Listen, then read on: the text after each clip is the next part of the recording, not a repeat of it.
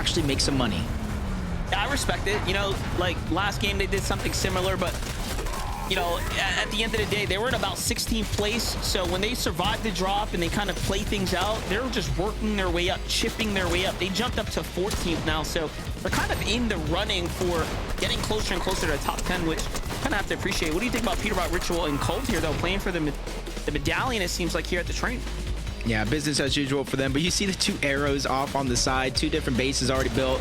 That's the trio, Visual, Braids, and Diminish. This is how they get a lot of their early game surge. And obviously, after peterbot secures the loot that he wants, he quickly turns around, tries to accumulate a little bit of surge on his own. But because of how long it actually takes to get the boss down, to get the medallion, usually there's a lot of shots like that coming from the other side.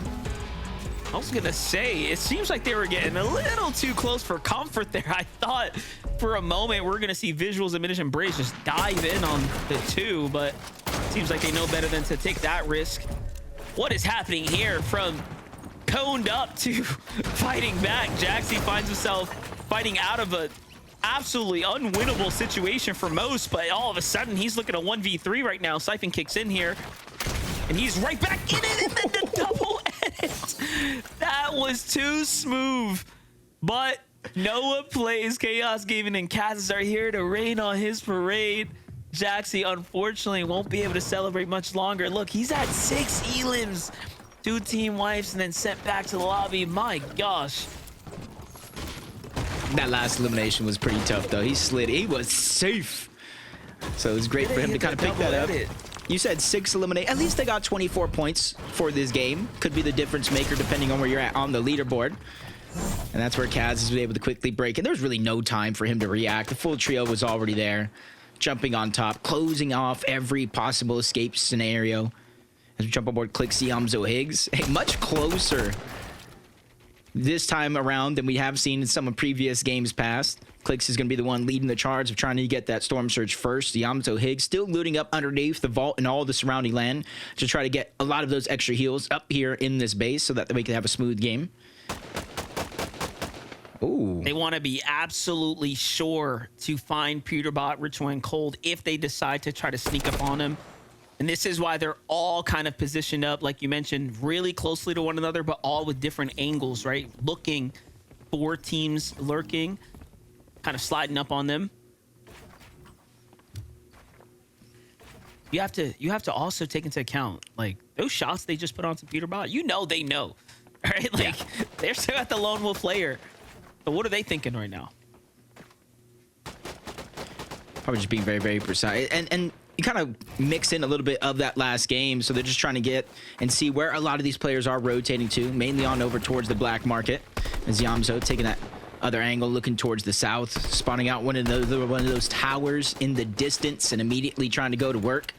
And you're seeing in the minimap as well, marking a team up there in that last game as one of the first times we were able to see them access that black market underneath Magic Mosses. And it helped so much. You saw the collateral AR. They were able to get at least 4 different sets of splashes on top of it, something that weren't able to do at all in day 1 because of a lot of those north zones. For Ishutaki, though, a bit box fight right here. Taki's already taken out. A lot of credit to this team that tried to play for high ground, try to put the dub up on the mark. Came up a little short, but out of respect it nonetheless. And unfortunately, Ishu just forced to completely give us this entire situation up right now. Yeah, it does look like Seek and Veer are still underneath. Might be a 3v2 situation, so a blessing that they came in to crash this party, because now that Solo is going to be able to get out and get a chance for the reboot, but Veer being pushed back. A lot of these are his builds. That's why you see Creon playing careful, and you see that they're the ones that made that quick jump on over to Black Market this time around. Mythic Collateral AR is just shredding through these builds. Big damage onto Veer. Another elimination cleaned up with ease, leaving Seek by himself in a 1v3 situation. And immediately they spot him out, get him to move. Those audio visuals being the difference maker as they get wiped out of this game. That Collateral AR, so good when it comes down to keying in and keeping the pressure going like that. peterbot, Cold, and Ritual, though, getting right back into the fighting action here. And what's so interesting is that they're fighting the team that Clix's trio was just eyeing up for surge tags here. And it makes you wonder, if they are hunting right now, kind of on the warpath of peterbot's team, just trying to see if they can find them out, bait them in, wait for them at the edge of storm, right? This is very intentional right now. Yeah, especially since I mentioned them being able to access the black market on the side of Clix and his trio. Zone is pulling towards the south, so this would be one of those scenarios with the storm surge they got early on in the game. They can backtrack, but now you just got peterbot in your path. A 3-point lead, and he's not straying away from these risky plays and these big moves of rotating towards the north and trying to cut off that whole team. But there is going to be one player, that last solo, still in the minimap down below. You see him just above Lone Wolf Lair, just south of what peterbot's initially at. And it does look like because of that third party, he is going to be able to stay alive. Yeah, this is some significant, you know, tactics at play right now. Like, you're watching them almost literally trying to position themselves to get into a fight with peterbot come the mid game. We'll be keeping eyes on it. How Clix and peterbot, the gap continues, but for Phenom, Eulogy, and Yusuf, fight breaking out kind of inside the storm right now against Shadow, Tyler, and Curve. You know, up until now, we've seen also Kanata's team here, but not quite just yet. And as we just mentioned, we knew they were trying to get in on to Clix's trio. Who would have thought they'd push all the way up? Of course, after taking the rotate through the porta body, now a full fight's breaking out. peterbot hurt, though. Yamzo is here to fight. No time to choke now, though. This is for the championship, essentially, right here. Yeah, this would give either one of these teams, assuming they finish at least in the top 3, a big lead going into the last 3 games of the day. peterbot, Cold, Ritual choosing to disengage. Zone pulling all the way towards the south. They say, hey, we're just going to go ahead and go back on over towards our black market, our crime city for now. We'll meet you later inside of the zone, because now both of these teams know which outfit their opponents are wearing. But Clix getting some good damage on somebody trying to move through that porta potty, forcing the remaining 2 players to just wait and expend a lot of their materials. I was going to say, it's so important that they pressure right now to really make sure they set back peterbot's trio as much as possible. You got to give them a lot of credit defending off peterbot's team, coming in fully healthy, mind you, with all the resources, right? peterbot's trying to pull the same type of tactic they did yesterday. Just put Clix off of the ball game, right? Push them off their Surge strats, reset them, make them kind of fall in the mid game when Surge gets active. But this time they were prepared, and it seems like, I don't know, man, maybe they pulled the trick out a little too soon yesterday. I almost feel like, and you're an OG, you've been around much longer than I have. Is this one of the first times we're seeing a team really just take control as much as peterbot is going for these early game fights? I mean, rightfully so, peterbot does want to win. They have such a huge lead over 3rd, 4th, 5th, everybody else down below that leaderboard. So maybe he already has his global championship spot, almost guaranteed top 2. It's worth the risk for them, especially since this one is personal almost between peterbot and Clix. And this is bragging rights. This is more than just that. Yeah, Jacob, look, you know, I've casted 25 FNCS finals. There has never been a team to do what you're watching right now in an active online tournament, like in this way, right? Really trying to make sure that they position themselves to be the front runners, and then finding someone so close to them, deviating the strategy to say, you know what, we have to adjust. Like, this is what we've always wanted to see from high-level Fortnite, and it's great to see peterbot and his trio kind of take the lead there, right? So all credits to Ritual and Cold, because there aren't many teams that would do this. And of course, the GOATs, Vino and Queezer, were the ones that kind of kicked this off, right? Showing that this is possible. You can make these type of iconic plays. You can almost cement yourself in Fortnite history as legends if you do this type of stuff. And I think they're leading by example right now. So this is the first time we've seen it here on NA, and I think online in general in this type of way. It's just incredible. All these years later, records still being broken, history still being made, and entertainment at its finest. We're the true victors out of all of this that is going down around the lobby, as Higgs in the feed does get elimination onto the tick. You see rapid threats in Booga. A little bit of a slower pace for them this time around. Just outside of that qualification spots, but the points are so close. All it takes is one good game to change the course of your own history. This time around, everybody having to rotate in from the north. Foxy Floodgate is going to be the most north POI as of now. As we check out how Higgs was actually able to pick up that elimination, just sneaking up on a couple of players. And as I said, zone moving towards the south, which gives a lot of freedom to Clicks, Higgs, and Yamto to move back on over to that black market and seeing if there's anything left from Creon, Tony, and Noisy. I was going to say, you know, you got to think about how, you know, because Ritual and Cold were there, they kind of cut off the black market for a little bit. Yep. Likely looking at Clix's performance and saying, hey, you know, what's changed from the days before, right? It's the fact that they have had access to this black market. We talked about how significant that is. But look, there's other teams kind of here still waiting about, so they're not out of the woods just yet. Oh man, they're getting confident up above.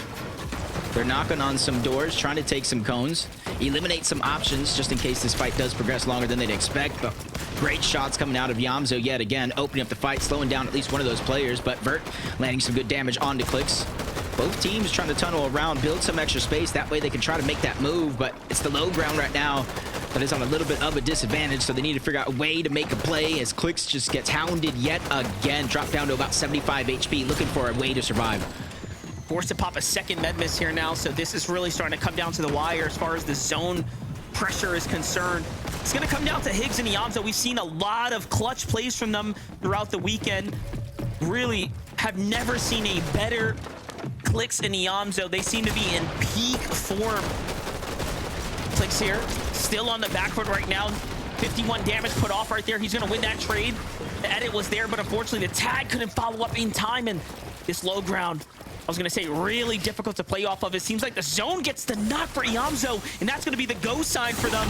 In here they come with the kneecappers are out. Taki's there, but no! The pre-fire shotgun onto Clicks takes him down. Higgs loses his shield here. It's going to be up to Vert to come through, and Vert actually finishes off Clicks. Think about what this is going to do for the damage as well. This is an extremely big elimination right now, and a time waste. And Maniac was just here. This reboot might not even be up. Oh, it is. This is just crazy because you said it yourself. What does that do to the damage? Remember, early on, it was Clicks the one on top of Lone Wolf Lair in their base, getting a lot of that damage while his teammates were the ones looting up, getting the gold. We'll see how it turns out for him, but Cold is down as well. Monster. 6 games today, and already it's been toe-to-toe, back and forth between the top 2 trios, and again, we're in a dire situation. Even though they are going to get that revive off and the elimination cleaned up for the Siphon, it still puts them in a spot to where now they have to follow backs into zone, and they're so far back. Can I just say how smart that was? They left it down body until they picked up Cole, so the Siphon kicks back in for Cole. Like, the little things that happen at extreme high level Fortnite is what makes me love this game so much at a competitive level. And look, they are back like they never left. They are just not looking to make any mistakes. This is incredible stuff. Those little differences really mean much, because now they don't have to use a med mist, they don't have to use a med kit, no bandages, no worries there, at least not for now. And again, I always say this, they're looting their POI yet again. They don't even necessarily drop there and loot the whole thing. That's from time to time you see extra teams come in, try to grab the scraps as he dips his toes into the water, the gold splash water that runs through Crime City. Get the extra speed boost, faster farming speed, and that's where he's going to be maxed up on materials in no time. And not too far away from where the zone is pulling now. And this is where you're seeing a lot of teams utilize that gold splash water, just dipping their feet in. They get the speed boost, they get this pickaxe speed boost. And then if they do have that kneecapper, then they're definitely going to close the distance with these. I mean, at this point, I'm more concerned if, like, storm sickness is going to kick in. Like, they're playing deep in the storm right now. We still got a lot of, you know, Fortnite to go. The North is still kind of playing the zone right now, so very favorable short rotate for them. Might force them to tank a little bit more than usual.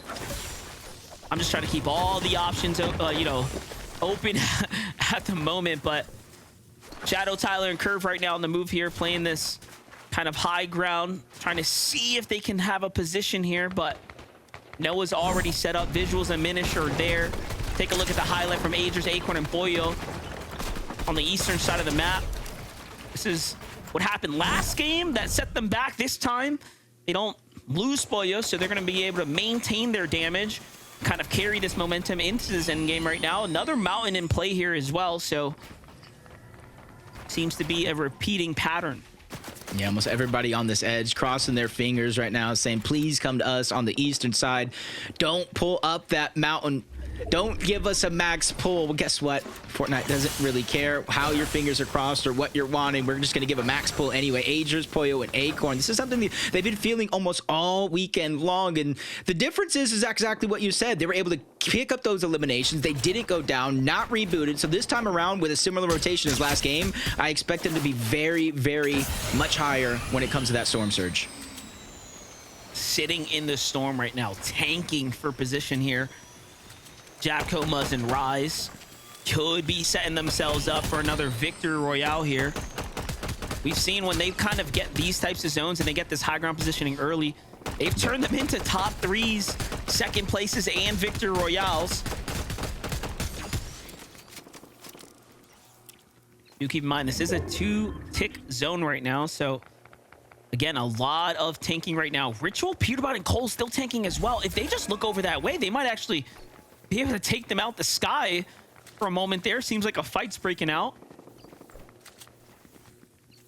And as of this game starting, they're only 69 points away from that top 4, which would be a qualifier spot because of Ritual, Cold, and peterbot in first place. So they know these last 4 games are going to be some of the most important Fortnite they're going to play, especially during this major. Peterbot, Cold, Ritual. They're able to get that mountaintop just south of their actual POI. They're 1,100 damage above the surge, and they're looking toward the back. That player is in zone. They get the knock, the tick, and that was a player that already got rebooted in this game. Down again he goes. I was gonna say, we saw him hiding before by himself. Seems like he just couldn't catch a break. And those are some important points right there. And look at that, he's just gonna go for the material. So peterbot opting to jump down. Big upgrades here as well, potentially.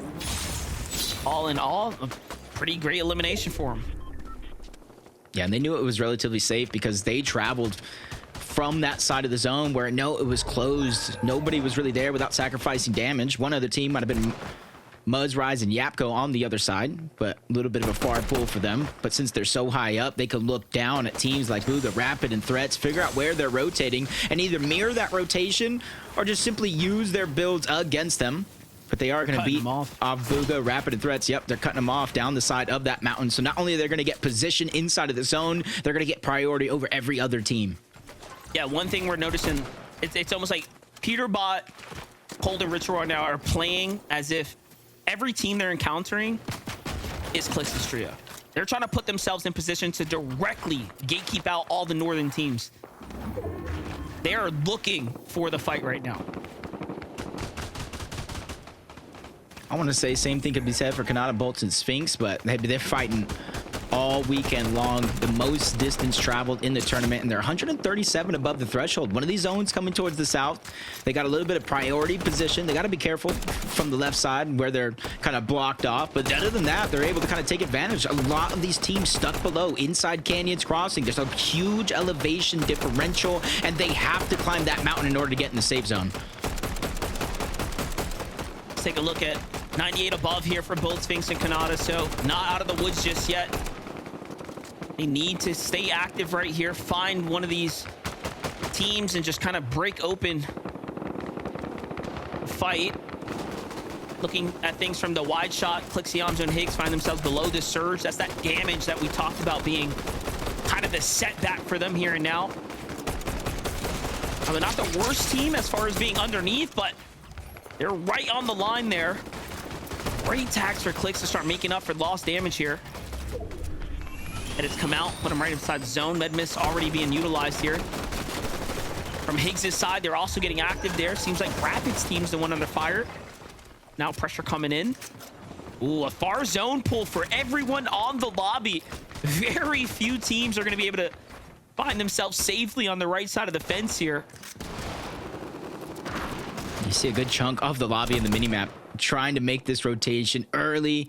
They don't want to get caught behind. It's going over into that kind of divot between Canyons Crossing and the Shogun's Arena. So yes, getting down might be easy, but where this zone pulls up any one of these mountainsides, you have to start preparing a few zones ahead, maybe conserve as many materials or find an elimination here like Pollo Angels and Acorn trying to do. 20 is going to be in their line of sights. Active surge on him as well, and it does look like he might be going down here in a moment. Can they take advantage of that? Either way, they don't want to because they know they don't want to get caught in the backside of the zone. And you see him even charged up the Haymaker, but on the other side, Higgs goes down, clicks and shambles. Iamzo no shields. Even with 6 eliminations, this puts him in a dire spot. Yeah, that looked like Booga coming through with an armored vehicle. Like, I'm not sure what just happened, but Higgs gets sent flying. And I was just going to say, this is one of the few times where being late on the rotate here will actually put you in the better position because it's coming off the top of the mountain. So Clicks, Iamzo, and Higgs, although they are man down, they are in a much better position here overall. However, they've lost so much material now. And look at the wide shot right here. Japco, Muzz, and Rise opting to continue to play for ultimate height. You can see this puts Clix's team kind of at the low ground. Peterbot right in the middle of the pack here, trying to potentially opt in to fight for height here shortly. Gonna be a Western pool, Jacob. Yeah, this is going to be tough too. Even though most of it is on even ground at the bottom, it does slightly move up the side of that mountain. So you really got to be careful. For Yapko, Rise, and Muzz, looking down, putting pressure will be the key here, because even though that might not be the team they're looking at now, but Peterbot, Cold, and Ritual are going to be just underneath them. But instead of prioritizing a little bit of elevation, Peterbot is just trying to get ahead of this, try to look at it later, something that we see them do time and time again. Exactly that. They have to be careful because up above, down below, pressure coming in from all angles. No choice as he quickly slides to a safe spot down below. I would be a liar right now, Monster, if I said that didn't make me nervous. I thought it was over. I'm not gonna lie, but he was way faster than I was on the reaction speeds there to go ahead and save himself and break the fall. Smart play to give up the height there. You saw how dangerous it was getting, but it's not looking good right now for Clicks. And Iamzo, Clicks taken out here. Iamzo left to solo clutch this one out. Placement points are just starting to add up as well. We're in top 11 territory here, but there is so much action unfolding. Look at this. Peterbot finds another set of eliminations, and they're at 10 already with 24 players remaining in the game. That was a full trio. They just wiped off the side of this mountain, and the zone's going to continue to pull further and further over. And they're going to go ahead and sacrifice the HP, trying to make a smooth rotation upward. Muzz, Rise, Yapko still up above. They need to figure out a way to target down below. Down is going to be Iamzo still by himself. You said it now. No materials. He's trying to farm what little that he can, but there's still so many dangerous players in front of him, including the full trio towards the right. And it's going to take down Iamzo, Clicks, and Higgs. So he falls inside the top 10. This is really going to start opening up the placement points here for Peterbot. They already have the elimination lead, and this is where the gap will start to grow here. But first, they have to pop off. Ritual's going to fall. Peterbot gets crunched down to just 14 HP and then taken out as well. Cold here does his best, but he gets sent back to the lobby. So scratch those placement points out of the way. The race continues to remain extremely close. Muzz eyeing up all that loot from Peterbot down low, but there's no room to jump down. Muzz, Japco, and Rise looking to be one of the few teams to pick up multiple victory royales here on the day. What an angle from Muzz. And there's the refresh he was looking for. Really taking this game into his own accord here. They've come close so many times this week, and this is the one they don't want to let slip through. But down below, another team that got to watch out for, Reed, Cooper, Curly, and they are just dominating everyone in their path. The full trio gets taken down, and now it's 2 trios and a solo that isn't going to last long because Kanata goes down. 3v3 situation. Muzz, Rise, Yapko up above. They have the elevation and the advantage, but everything gets chopped down, and now the battle's going to begin. And Haymaker is winding up right now with the kneecapper. He's trying to charge it up, waiting for somebody to peek out of that box and make a mistake. He tries to free swing right there. Japco is absolutely ready. There it is. It's charged up, but he misses. Hits 1, hits 2. Cooper still alive, though. We'll get the Siphon Muzz in a one-on-one against Reed here. How good can you be here? The jump shot out the side, and Muzz gets traded out. It's all up to Curly. This is his moment to show everyone what he has. What does it take here to be another winner? Can you take game 9 here? Curly versus Rise. Things are starting to heat up. The pressure is rising, and Curly hits the shot that matters most. A second victory royale now for himself here on the finals day. if we were in person, Monster, I know Curly Bobby be pointing over in that direction and said, you guys could have had me. You guys could have had me on your team winning this game, but you chose to go with somebody else. And now it's a decision that'll go down as one they will regret. And that is a big win for Curly, Cooper, and Reet, because remember, at one point or another, they were tied in that third, fourth place position. Well, there's not going to be a tie anymore. It was so crazy, you know, for it to come down to the wire. You would have thought Japco Rising Muzz was going to get that second victory out, but unfortunately, Reed, Cooper, and Curly heat up and cement themselves in the conversation here. They're like, wait a second, guys, we want that third place spot. We want to try to fight for first, and it was so intense here. What a way for this to go down. Look at that, turn this thing around here. Curly hitting the shot, and then Rise unfortunately couldn't find his tags there. There it is, the big victory royale here for game number 9 for Reed, Coop, and Curly there, Zeke.